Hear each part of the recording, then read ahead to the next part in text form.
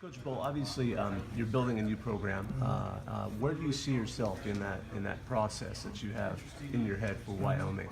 Well, I think we're going to be further along this year, and we need to be further along.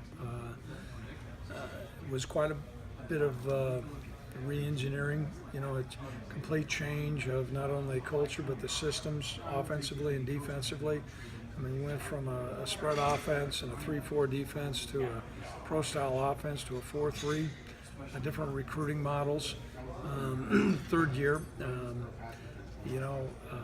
certainly feel more comfortable. Our players feel more comfortable. I think it's to be noted the two players that we brought here are both underclassmen, though. And while they're good players, we're still young, but we look different. I think we played different this spring. Our depth's not where it needs to be to really be a challenger, but we'll certainly be more competitive. Is this about where you thought it would be after year 3, Craig? Obviously, you'd like to always have more wins. As any coach, you always want to win more. But is this about where you thought it would be when you took this over? No, a little bit behind where I thought it'd be. I thought we'd make more progress last year than what had happened. I think it was kind of somewhat of a perfect storm, though. We had an exiting senior class. It was comprised of several junior college players. We had a pretty heavily senior-laden class first year. And then behind that, though, there was a significant drop-off in classes, and we had some attrition. And so as a result, played a lot of young players. And on the forefront, we had a choice to either do a significant amount of junior college recruiting, because once you get in that cycle, you're in that cycle. And so our choice was to either stay with that model or say, no, we're going to go almost strictly with high school players, supplement a little bit with some junior college players. That was a choice, but we're a little bit further behind. Maybe some of it just comes into you spend X number of years as an assistant coach in Nebraska, and then there was X number of years as a head coach in NDSU, and so you don't appreciate the wins as much as they just kind of now all of a sudden you start to appreciate it. And I can tell you this, Rocky Long's the coach, friend of mine in the league and fairly seasoned. He said, what happens is you get a little bit older, the victories don't count as much as the losses. So we need to win some more this year. You feel like you need to change anything schematically? Mm-hmm. No, I think we probably need to not redefine, but we need to refortify what we're doing schematically. Some of it comes into just, it's hard to lay a foundation of, when you're running A-gap power, and that sounds like a simplistic play.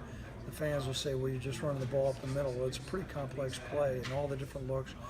Defensively, we had so many freshmen that played last year, so I don't think our schematics, our execution certainly was the issue, and some special team issues. Particularly, we got a kicker now, but I don't.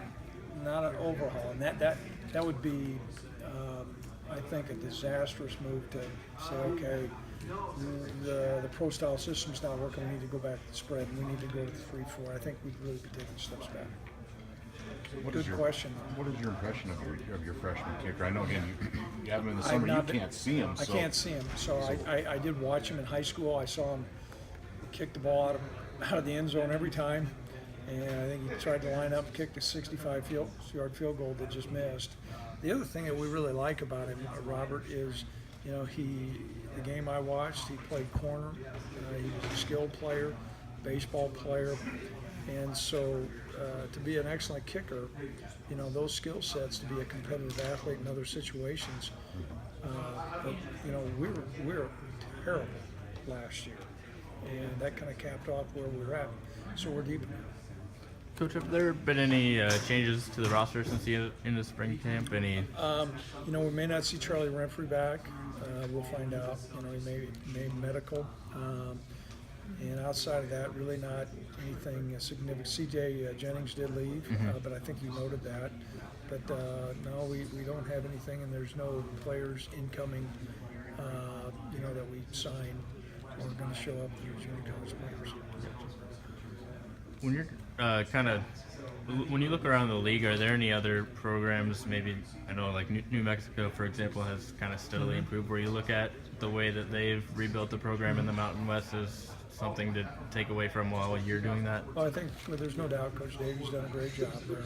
You know, and they inherited a program when you're trying to, you're having a coaching change, you're trying to get your maximum out of your 85 scholarships, and it's almost hard to even get to that point where you have a significant amount of upperclassmen. They've done a good job.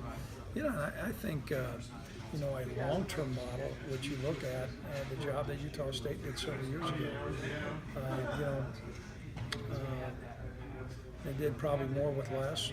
They had a lot of guys that maybe weren't heavily recruited, but they were a 10-win football team not too long ago, and so I think they've done a good job. And you know, the school I think that's really playing particularly well right now, that's transitioning from a team into a program is San Diego State. You know, different models and different footprint in recruiting, but you look at what's going on at San Diego State right now, I don't think you're going to see the mass swings. You're going to see a program that's on good solid ground. And that's a credit to the coaching staff and Coach Lawler. What do you think they've done particularly that's allowed them to kind of get on more of an even keel? Well, I think that first of all, you've got a really seasoned, experienced head coach that I think they have an understanding how to blend and play unselfishly. They play a really physical brand of football, and that's one thing that can always, you know, you're going to have ups and downs. They play really stingy defense, and defense is always going to keep you in a game. And they've recruited well, but their brand of football is such that you see a really physical, unselfish, disciplined football team. And the guys who probably covered Mountain West football for years, you know, what you always heard about San Diego State was lots of really good players, but you never knew how they're going to show up on Saturday. These guys are showing up, and so you know, kind of a template for us as well. I know Coach Davies kind of emphasized doing some recruiting within the state of New Mexico. Does that kind of mirror, when you look at how they've done that, does that mirror what you try to do with getting more Wyoming? Yeah, you know, and that's you always try to, not everybody, but I think that's important to change the composition of your locker room, making sure you're choosing the right guys. You know, we made a point, and we promised it to all the high school coaches. When we first got hired here, we're going to visit every high school, even a school that's got six-man football, and try to uncover the players in our state and offer opportunities for walk-on guys and scholarship guys. So we've done that.